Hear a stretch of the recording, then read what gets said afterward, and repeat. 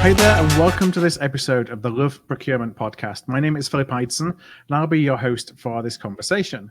Today, I'm delighted to welcome Andrew Bartolini, the founder and chief research officer at Ardent Partners, and Vishal Patel, the vice president of product marketing at Ivalua. So Andrew, Vishal, thanks for joining me today. Hey, glad to be here. Hello, everybody. Hello. Hi, Phil, Andrew. How are you guys? Good, thanks. Well, this will be a good one because what we're going to do today is we're going to dig into some research, Procurement 2024 big trends and predictions research that Andrew and the team at Ardent Partners have put together. Now, before we go there, I just want to share a little bit of context for our listeners. Andrew, if you could just tell us a little bit about your professional background. Okay. Well, I'm proud to say, because I #love procurement, that the past 25 years of my career, which is the majority of it, I've spent working in procurement. I started on the software side and then moved over to the analyst world. In the last 15 years, leading the charge at Ardent Partners. My work on the software side included a large amount of strategic sourcing and software deployments and sort of strategic advisory work. But Ardent Partners, just real quick, right? So we're a research and advisory firm that's laser focused on supply management, or the source to pay process in Ivalua speak. We look at the strategies, processes, and technologies that drive best in class performance across sourcing, procurement, supply management, and accounts payable. Mm-hmm. So now you've spent, as you say there, 25 years plus in procurement. So yes. What do you love about procurement? What has kept you here?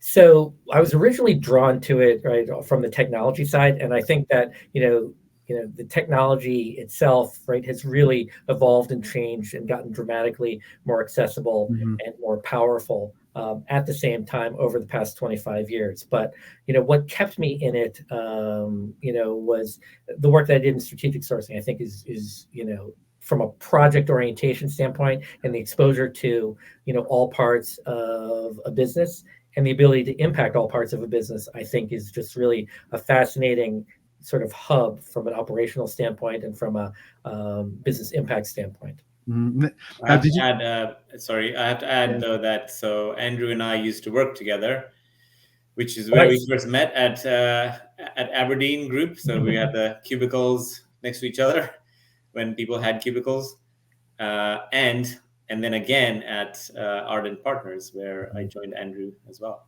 So we're reunited here on Love Procurement. Because we both really love procurement. Would you say that's the connective tissue that's kept us together all these years? Yes, absolutely. And I remember a lot of the Aberdeen Group research back in the day as well. I think around the outsourcing space was where I was early in my career. So kind of names from the past. It's a small world. I like that also about procurement.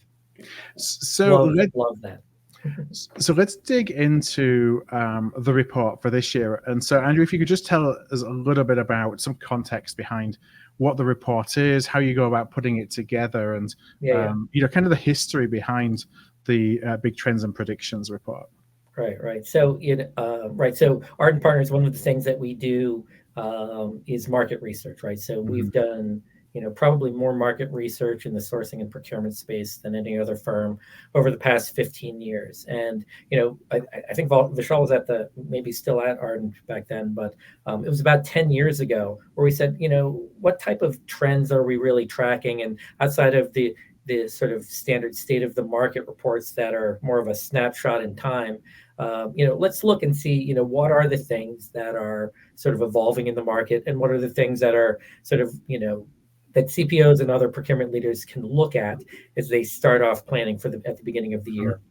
And so there's a trends component to this report, and we've been delivering a webinar and/or a report with the same theme for the past, I think this is the 10th year, maybe the 11th year. But trends is one component, and then we thought let's have a little fun with this as well, right? I mean, we've been analyzing the market for a long time. What are some things that we think CPOs and procurement teams should be thinking about? We'll put it into a prediction format, right? We're not suggesting that you take your life savings and make large bets based upon these predictions. So we do try to have a little bit of fun with it.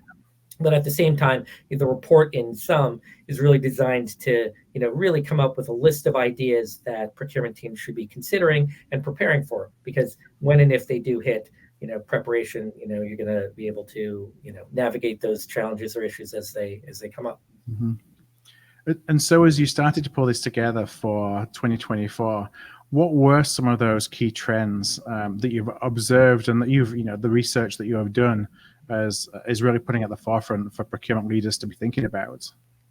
Yeah. So I mean, so we really do cut across technology, people, process, and sort of the larger market.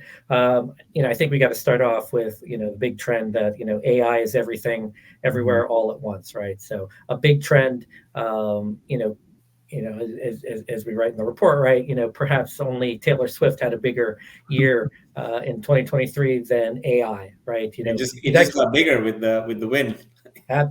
Newly minted billionaire.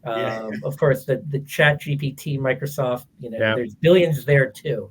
And while AI, so in last year's report, we actually predicted that AI would be Time Person or Thing of the Year, and just narrowly lost out. But AI, from a technology standpoint, right, with the emergence of ChatGPT, really has captured the zeitgeist of anything technology related from a consumer standpoint and from a business standpoint. And it has gotten the world thinking about AI as an actionable, usable piece of technology.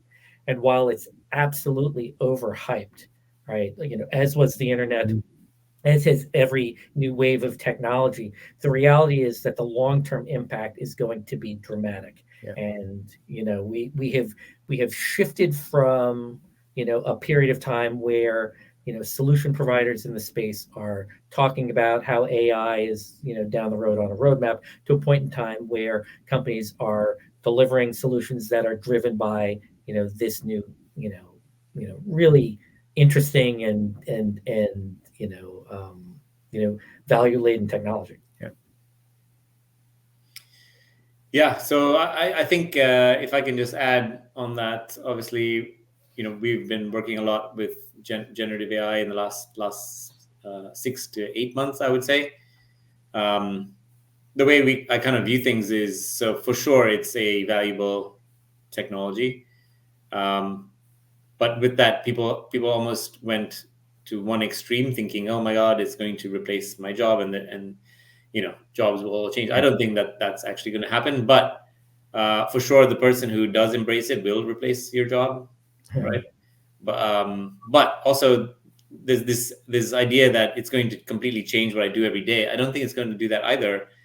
What I think it is going to do is make one person, one team, one organization probably 100 times more productive, because it stops, it eliminates all of those things that you spend time on, right? 15 minutes here, half an hour here, an hour here.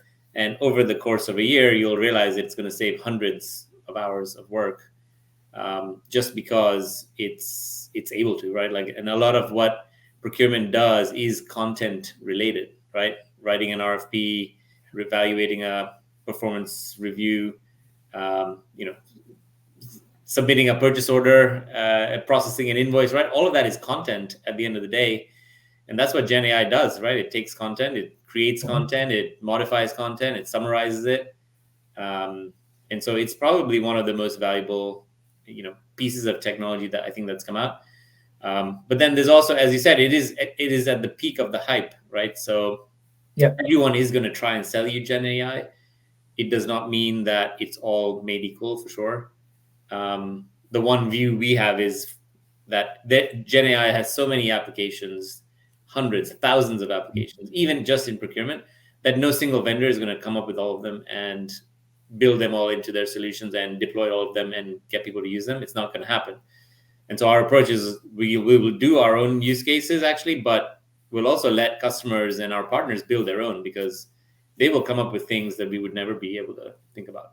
And I think, Vishal hits on so many different points there, but I think it's important for people working in procurement today to understand where AI is going to appear and how they're going to be able to access it, right? AI is not a separate technology that you're going to buy and it's going to be a hub over the technologies you're using today. Rather, those capabilities are going to emerge in the solutions you're using today or plan to use tomorrow. And so it's important for organizations to begin to build an understanding of what AI is and where it's being applied in the market today. The other component, right, is, and it's one of the predictions, but we'll come to a bunch of those later. That is that as AI becomes more widely used within the enterprise and within procurement specifically, organizations are going to need to build rules and policies, right? So governance standards, so that there are checks and balances to ensure that what happens in the black box known as AI is actually providing the results that are desired and expected. Now, you're both pros because you both preempted questions that I was going to ask you as follow-ups. But one of the questions I think on AI is you both talked about the hype, and you obviously can't move for the hype, and perhaps we're at the peak of that hype.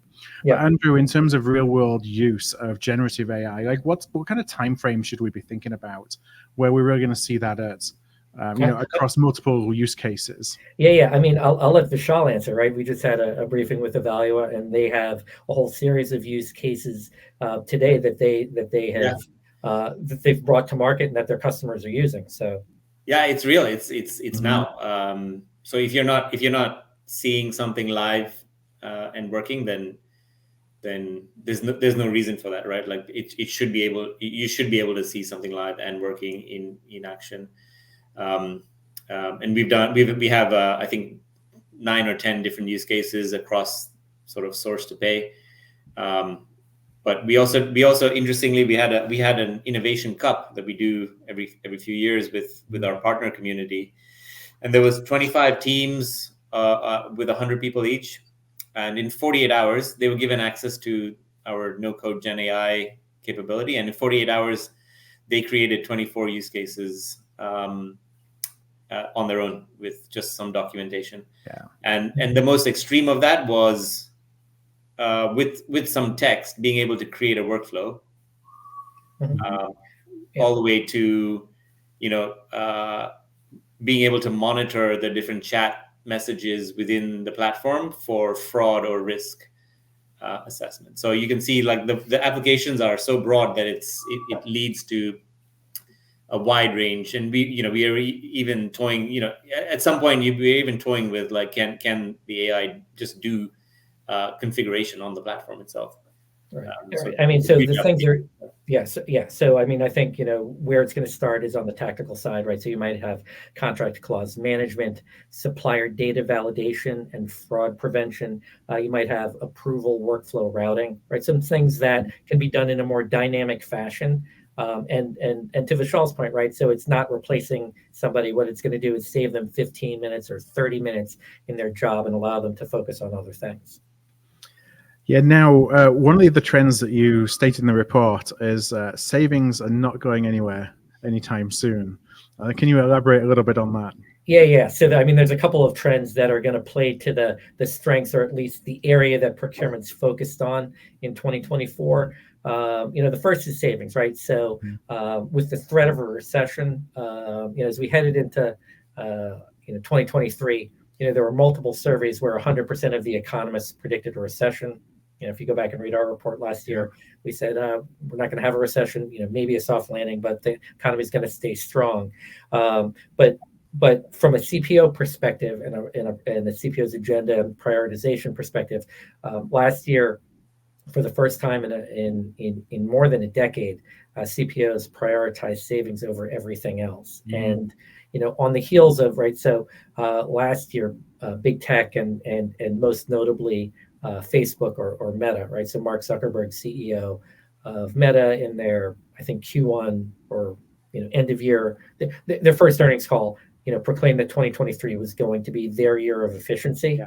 Right. So, revenues continue to increase, but they're going to attack the expense line. And it wasn't all procurement spend, but what happened over the past year, call it 15 months, 12 months, is that their stock price quadrupled. Right. And so other CFOs are not blind to what's happening with the most visible, famous companies in the world, and they're bringing those initiatives back to their own organizations, right? We think that 2024 is going to be a relatively strong year from an economy standpoint, but sort of the the 1-2 punch of increasing revenues while cutting expenses is going to keep the stock prices up. And we feel that it's inevitable that the vast majority of CFOs are going to see what happened in big tech over the past 12 months and try to replicate that in their companies and in their industries. Yeah, I definitely agree with everything Andrew's saying. I think so. And you all know this, right? But it's a lot easier to cut $1 million in spend than grow $1 million in revenue, right? So it takes a lot more company resource, and it's just more efficient in a way to sort of maintain margins and stuff. So yeah, totally agree with this, and I can see why it's a huge priority. Yeah, and go ahead. So I was going to say, Andrew, do you find that, or when you look at the kind of the cost of capital landscape, that's one of the things that's driving, because no longer is it growth at all costs, because growth actually comes at a high cost. So companies and CFOs are having to balance that cost of capital now against growth rates. Yeah, absolutely right. So so CPOs and everybody working in procurement, everybody sort of living in the Western world anyway, has experienced a couple of years where prices have just skyrocketed, right? Yeah. Inflation out of control, unprecedented levels in 40 plus years.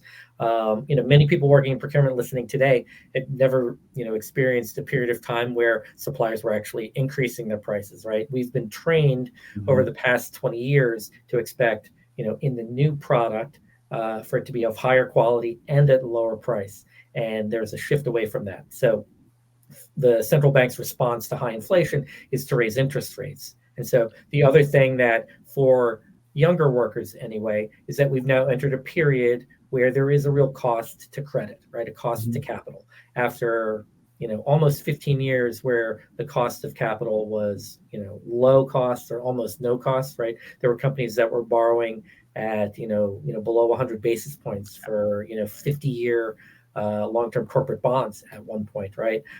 Those days are behind us, or at least in the immediate term, they're not coming back. And so now everything has a much more real cost, right? So the payment terms that you've negotiated with your suppliers when you have below 100 basis points in your line of credit is very different than if it's prime plus 2%. Your holding costs, right? When you are sourcing your goods from halfway around the world, and it's supposed to come through the Suez Canal, or it's supposed to come through the Panama Canal, and for global conflict reasons or environmental reasons, there's huge delays. There's a real cost there now, and so savings is the most indirect, immediate leverage point to impact cash. And procurement's impact on cash remains one of the top metrics that CPOs track. But there's a whole host of other things that the procurement can a bunch of other levers that procurement can pull, and that pulling these levers now has a much greater impact. So connection with the CFO is going to be much tighter over the next couple of years. Now, I'd love to know both of your perspectives on, when we talk about savings, and as we all know, we kind of grew up on savings. You mentioned it there, Andrew, that we're used to savings year over year, and that's just kind of the expectation they're given. And that's not happening now. In fact, there's a lot of folks who are probably newer to the profession who, I've heard tales of, our self-worth is wrapped up in our ability to save money. And if you can't save money, you see it as a procurement professional as this is a personal slight on my job, not necessarily the market conditions of changing. But risk is becoming more to the fore.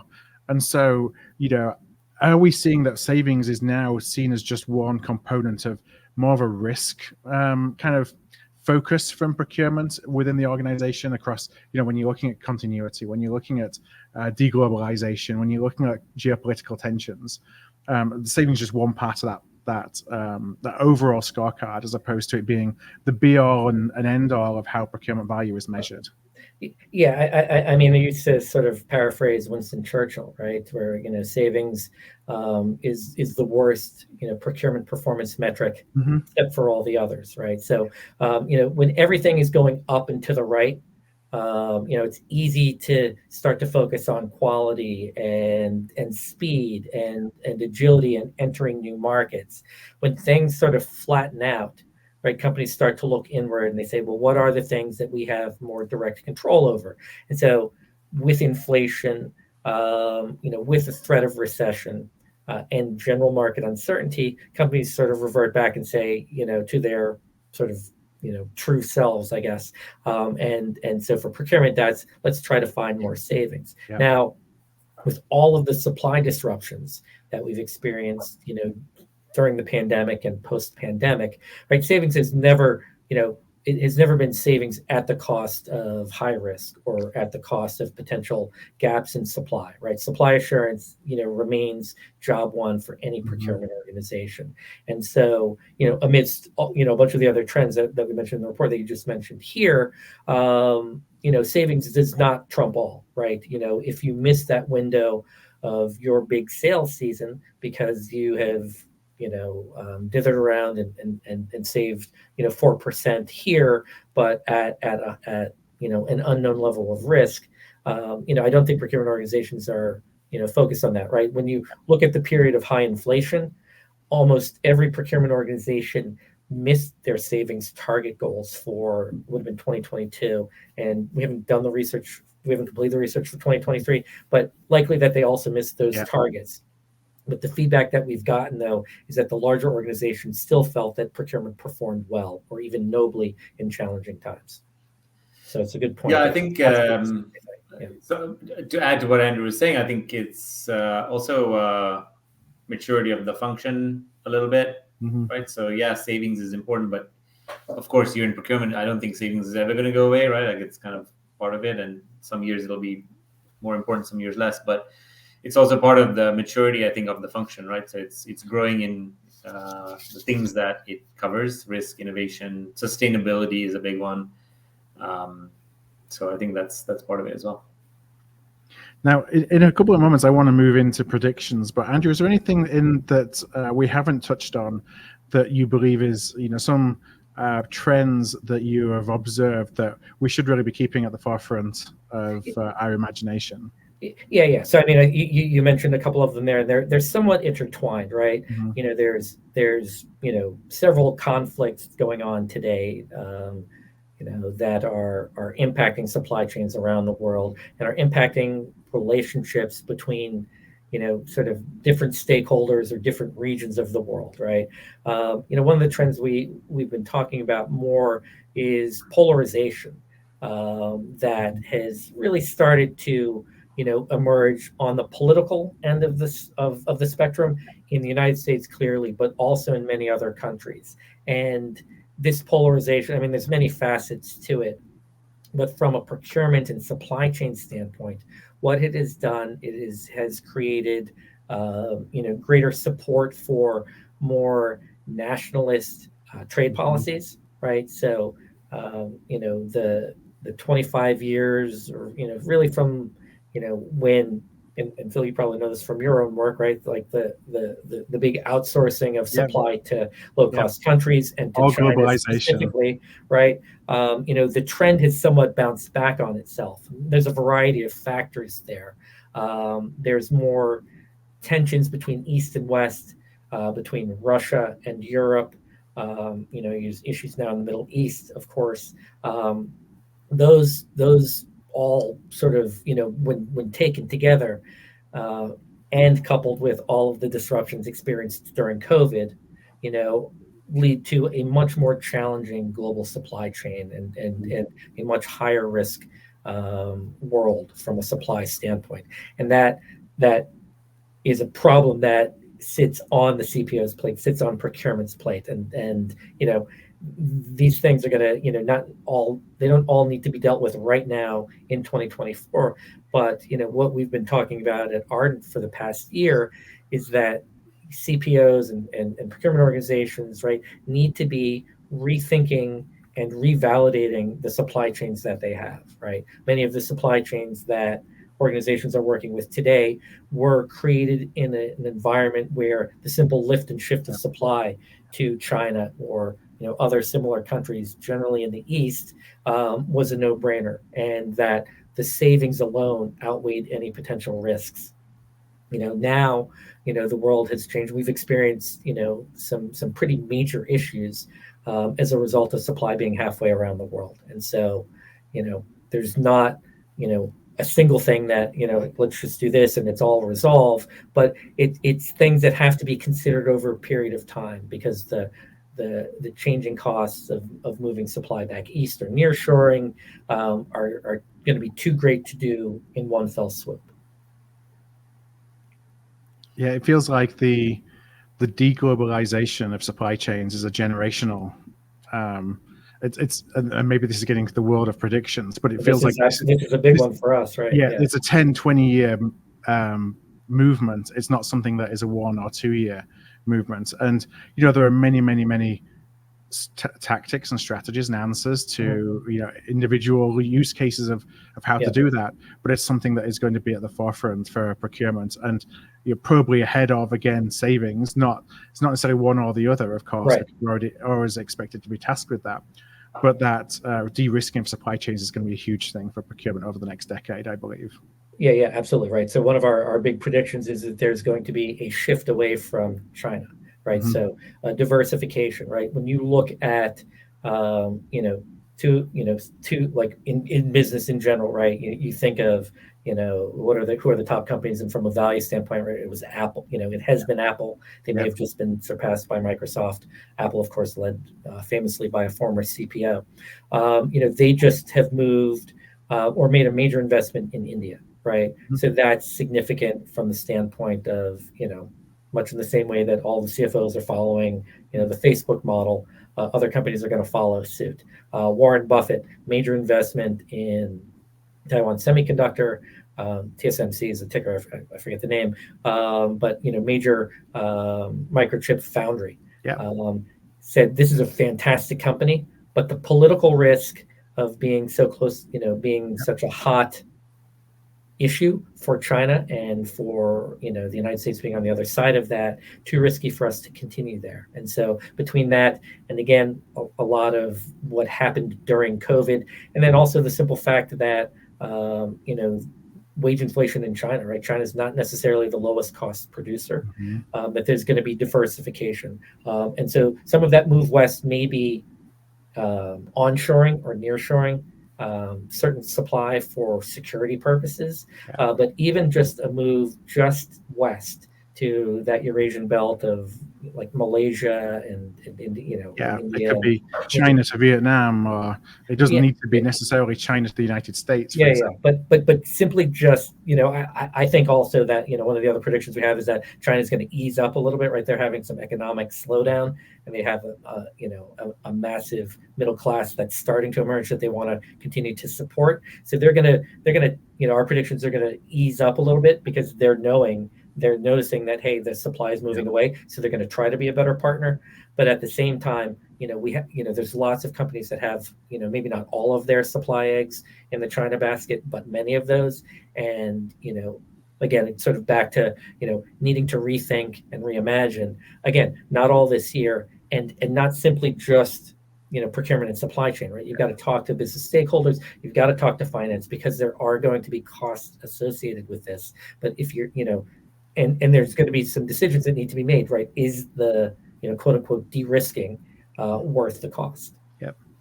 Yeah, just also from a totally different angle, though, when you think about technologies or processes that I think our customers, or even where we're seeing more interest, there's much more interest in the recent years on the upstream strategic sourcing side of things. Whereas, you could say, prior to the pandemic, there was a lot more interest on the transactional side of things, like making sure it's a user, a good user experience and sort of seamless procure to pay process and payments and so on. But for sure, the focus has shifted to where the value is being created, I think, upstream. Yeah. And I mean, it's really to that point, right? So during the pandemic, everybody's like, now's not the time to get bold with our sourcing decisions, right? But now, as we've come out of that, and the economy's still strong, right? Unemployment rates are, in the U.S. particularly, and in many parts of the West, still very low.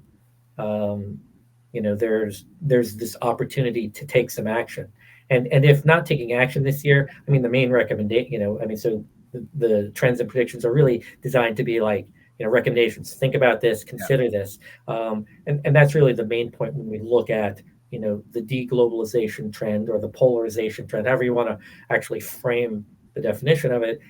Now is the time, it has been and continues to be the time to revalidate the suppliers that you're working with and taking a sort of a bigger picture view from a risk standpoint. Now, as we start to wrap up, I'm mindful you made probably 8, 9, 10 different predictions, and so we talked about one of them, which was around that deglobalization and de-risking. Perhaps one or two others from the report that you would like to just kind of leave listeners with today. Yeah. So one, the report's going to be available from Ivalua in the near term, also from Ardent Partners. I'll keep the prediction sort of tied to our discussion points, right? So if you believe that the CFO is going to be focused on the year of efficiency, as we do, we believe that the CFO is going to, in 2024, have the business imperative to now fully automate the procurement function, right? If there's value in what procurement can do, there's even more value in enabling it to do it more efficiently and more effectively. We think sort of part and parcel with the AI discussion and the technology discussion, we believe, and our prediction is that the CPO's digital strategy, as it's developed this year and next, is going to define the success of the procurement department over the next decade. Right? Technology has moved front and center, and with that data, right? We've been talking about, the age of intelligence and the importance of data and systems and becoming more data driven. What AI is doing is operationalizing that in a way that's going to be much more accessible, right? In the concept of Moneyball for procurement that we've been talking about for a long time. Rather than procurement organizations needing to figure this out, AI is now going to be able to plug in and start to unlock a lot of, a better understanding of what the real drivers are of procurement success. So, Vishal, how do you respond to that? So I definitely agree on the data part, actually. So I think, so for a long time, it's, we've, over the years of many customers that I value, for a long time, there wasn't a focus on the data that procurement needs, right? So if you think about supplier master data, item data, or spend data, a lot of it was focused on just the spend data, right, in the beginning. But now it's become more of a, as the vendors and the supply chain you work with becomes more and more important, so does the data around them as well. So this idea that you now really need a sort of a single source of truth for all supplier data, like that's a thing now, right? And it may have been a thing before, but it was a lot lower on the list, I think, of things to accomplish. But I think it's creeping up pretty fast, and especially in the time where you have a very complex IT landscape within most global companies, right? 1 or 2 or 3 or 100 different ERPs. How do you feed them all the accurate data? How do you make sure all the procurement data is correct? And then on top of that, you're layering in AI, right? So you want to make sure the data is right for the AI also. So I think, through AI, the data discussion becomes much more important. Yeah, and so right, just to sort of close out on that point, right? So CPOs listening in or procurement teams, if you don't have a digital strategy, you need to develop one now. And then once developed, one of our other predictions is we think the economy is going to be pretty strong this year. It's a U.S. presidential election year. Very rare to have a recession. 2025, much more, many more questions can be raised there. So if you have that digital strategy and can operationalize it this year while your budgets are going to be a little bit stronger, we recommend you start going down that road. All right. Well, I think we've all been in procurement for a long time. I think it's really exciting that we're actually starting to be able to do some of the things we dreamed of, 20 years ago, from the ability that procurement has to make a difference. And that is something that provides opportunity. It provides kind of reimagining the art of the possible in some regards, and not fearing change, not fearing the technology and the ability. Because like you said there, if CFO is under the mandate to automate procurement, what does that really mean? Does that mean automating process and automating workflows and providing the opportunity for procurement professionals to be even more impactful, or does it mean automate everything? And I think where you are on that maturity journey and the role that you play in influencing that is going to play a large part in what does procurement of the future look like in each of your organizations, because that's going to be a very company by company view, I believe. I don't think there'll be one, this is procurement and this is what all procurement organizations are going to look for. It's going to be company by company. Yeah, I add also that procurement. We think procurement can make for a competitive differentiator, right, for companies, and I think they need to start thinking of themselves in that way too, that they can do that. Yeah. So Andrew, one final question: if listeners would like to connect with you, learn a little bit more, find out where the report is when the final reports have been published, where would be the best place for them to find you? So, I mean, Ardent Partners is one spot, but CPO Rising is our website that is probably we're best known for. Once the report's launched, it'll be released there. So, encourage everybody to check it out there. All right. Well, Vishal and Andrew, thank you so much for joining me today. My pleasure. Thank you. Thank you.